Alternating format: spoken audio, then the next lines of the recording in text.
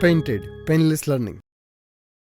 જો સમલંબ ચતુષ્કોણની સમાંતર ન હોય તેવી બે બાજુઓ સમાન હોય તો સાબિત કરો કે તે ચક્રીય છે. તો પહેલા તો દોરી લઈએ. સમલંબ ચતુષ્કોણ કોને કહેવાય?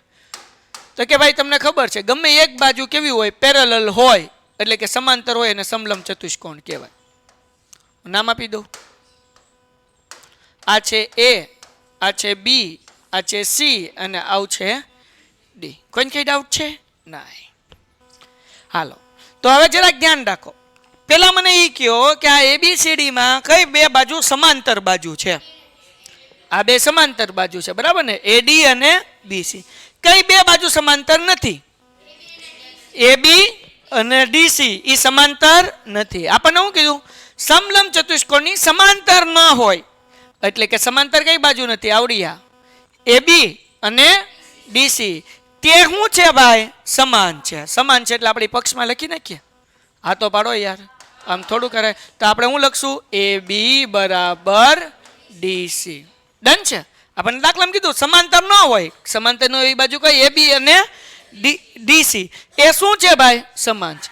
તો સાબિત કરો કે તે ચક્રીય છે. ચક્રીય કોને કહેવાય? જેના સામસામેના ખૂણાનો સરવાળો 180 થાય એવા ચતુષ્કોણને ચક્રીય ચતુષ્કોણ કહેવાય. કોને કહેવાય? સામસામેના ખૂણાનો સરવાળો 180. તો આ ખૂણો એ લીધો, તેની સામે આપણે કયો ખૂણો લઈ શકીએ? તો મતલબ એવો કે આપણે શું સાબિત કરવાનું છે? સાધ્ય બરાબર ખૂણો એ વત્તા ખૂણો સી બરાબર 180. સાહેબ કેમ સાબિત કરશું? બહુ ઈઝી છે, નાના બાવને આવડે એમ.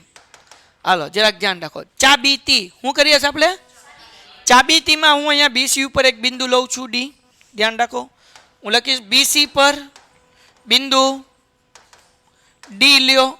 ડી તો છે જ તે, તો આપણે ઈ લઈ લઈએ, બરાબર ને? BC પર બિંદુ ઈ લ્યો અને પછી હું કરું છું ભાઈ? DE જોડો. પછી હું કરીશું? DE જોડો. હાલો, કોઈને કઈ ડાઉટ છે ભાઈ?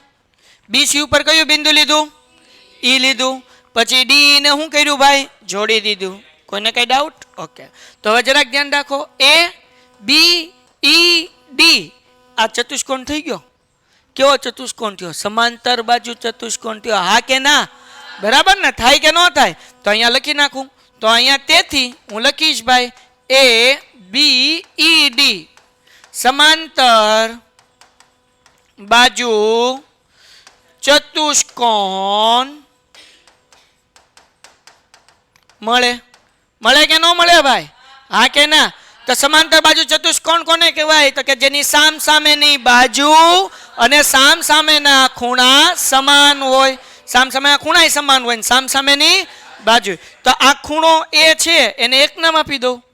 આ ખૂણાનું નામ આપી દો 2. તમને કઈ વાંધો નહીં? તો આપણે લખી શકીએ કે ખૂણો 1 બરાબર ખૂણો 2. આને કહી દો પરિણામ 1. કોઈને કઈ ડાઉટ? ઓકે, જરાક ધ્યાન રાખો. સમાંતર બાજુ ચતુષ્કોણ કોને કહેવાય? તો કે સામસામેના ખૂણા સમાન હોય અને સામસામેની.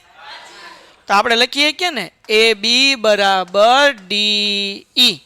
બરાબર ને? આવડી આ બાજુ અને આવડી આ બાજુ બે કેવી થાય? સમાન થાય. થાય કે ન થાય? AB બરાબર DE. હા કે ના? ઓકે, હવે દાખલો પૂરો થયો. ચલાવો મંગલ હકુબા જાદુગર. વળી આને હું કહી દઉં પરિણામ 2. જાગોશ ને? વળી વળી વળી વળી આપણને પક્ષ આપ્યું છે. AB બરાબર DC આપ્યું કે નહીં?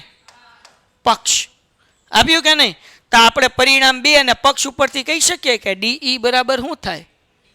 DC. થાય કે ન થાય? કારણ કે આમાં AB આપ્યું, આમાં AB છે, તો મતલબ એવો થાય. તેથી આપણે લખી શકીએ DE બરાબર DC. મળ્યું કે ન મળ્યું? હા કે ના? ઓકે. અહીંયા સુધી કોઈને કઈ ડાઉટ? તો DE અહીંયા છે, DC અહીંયા છે. તો હવે આ ત્રિકોણની વાત કરીએ. DEC અહીંયા લખું છું ત્રિકોણ. DEC માટે જરાક ધ્યાન રાખો. આ ત્રિકોણમાં તો આપણને મળ્યું DE બરાબર શું મળ્યું ભાઈ? DC. તો અહીંયા લખું છું DE બરાબર DC. બરાબર? અહીંયા છે ને આપણને, અહીંયાથી મેં એમને મૂકી દીધું. હવે 7.2 પ્રમેય પાછો. સમાન બાજુના સામસામેના ખૂણા હોય કે ન હોય? સમાન બાજુના. તો આમાં ડી કાઢી નાખો તો મતલબ એવો થાય કે E બરાબર થાય કે ન થાય? ખૂણો ઈ બરાબર, તો આવડો આ ખૂણો ઈ ને, અને 3 નામ આપી દો, અને ખૂણા સી ને હું નામ આપી દો, તો આપણે લખી નાખીએ ખૂણો 3 બરાબર ખૂણો 4. આપણે પરિણામ 1 2 આપેલું હતું, આને આપી દો પરિણામ 3. કોઈને કઈ ડાઉટ છે? પાક્કું? તો અહીંયા કાઉન્સમાં લખી નાખું પ્રમેય 7.2 બરાબર ને? હા કે ના ભાઈ? શું છે પ્રમેય 7.2? ડન છે ને? સમાન બાજુના સામસામેના ખૂણા સમાન. ઓકે, બસ છેલ્લું સ્ટેપ, દાખલો પૂરો થઈ ગયો. તમને એક નિયમ ખબર છે? તમે જ તમારા મોઢે કહેશો આ કેવી જોડ બને? એનો સરવાળો કેટલો હોય? હોય કે ન હોય? તો આપણે લખી નાખીએ કે ખૂણો 2 વત્તા ખૂણો 3 બરાબર 180. શું લેવા? રેખિક કોણની જોડ. કોઈને કઈ આમાં ડાઉટ છે ભાઈ? હા કે ના? ઓકે. જગતની માલિપા વિદ્યાર્થી મિત્રો જરાક ધ્યાન રાખો. દાખલો પૂરો થઈ ગયો. સામસામેની બાજુ આપણે 180 ગોતી લીધા. ક્યાં? જો હવે હું લખતું છું. આવડું આ પરિણામ 3 લેવાનું ને પરિણામ 1 લેવાનું. ધ્યાન રાખજો. હું અહીંયા લખું છું પરિણામ 1 અને 3 પરથી. પરિણામ 1 માં શું હતું? અહીંયા આપણને આ ખૂણો આમાં મૂકવાનું છે. ખૂણો 2 બરાબર શું હતું આપણી પાસે? તો ખૂણા 2 ની જગ્યાએ ખૂણો 1 મૂકી દો, વત્તા. પરિણામ 3 જોવો. ખૂણો 3 બરાબર શું હતું? તો અહીંયા 3 ની જગ્યાએ હું ખૂણો 4 મૂકી દો, બરાબર 100. ખૂણો 1 એટલે કયો ખૂણો થયો? ખૂણો 4 એટલે કયો થયો? તો હું થયું ખૂણો એ વત્તા ખૂણો સી બરાબર 180. એ તો આપણે સાબિત કરવાનું હતું. પૂરું. ડન છે? ડન છે? બસ દાખલો પૂરો થઈ ગયો ભાઈ. બરાબર ને? 1 એટલે એ અને ચોથો ખૂણો એટલે કે સી બરાબર કેટલા થઈ ગયા? 180. તો ભાઈ આવી રીતે આ દાખલો આપણે કરવાનો છે. તો હજી એકવાર શોર્ટમાં પેલા આપણે ડીઈ જોઈડું. ખૂણો 1 બરાબર આપણને શું મળ્યું? ખૂણો 2.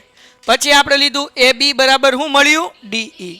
પછી આપણને દાખલામાં આપ્યું જ હતું એ બી બરાબર એ ડીસી આપ્યું હતું. મતલબ આપણને આ મળ્યું કે DE is equal to DC. બે સમાન છે તેના સામસામેના ખૂણા કેવા હોય? એટલે ખૂણો 3 બરાબર એને કહી દીધું પરિણામ 3. પછી ભાઈ તો કે પરિણામ 1 અને 3 ઉપરથી હવે પછી આ કર્યું રેખિક જોડના ખૂણા. ખૂણો 2 વત્તા ખૂણો 3 બરાબર 180 થાય ને? તો આપણે લખ્યું ખૂણો 2 બરાબર શું હતો? ખૂણો 1. એટલે 2 ની જગ્યાએ 1 લખી નાખ્યું. 3 ની જગ્યાએ શું હતું? તો 3 ની જગ્યાએ લખી નાખ્યું 4. એટલે ખૂણો 1 વત્તા ખૂણો 4 બરાબર 180. ખૂણો 1 માં એ છે અને ખૂણા 4 માં સી છે. એટલે 1 વત્તા 4 બરાબર એ વત્તા સી બરાબર 180. દાખલો પૂરો થાય છે. Painted Painless Learning.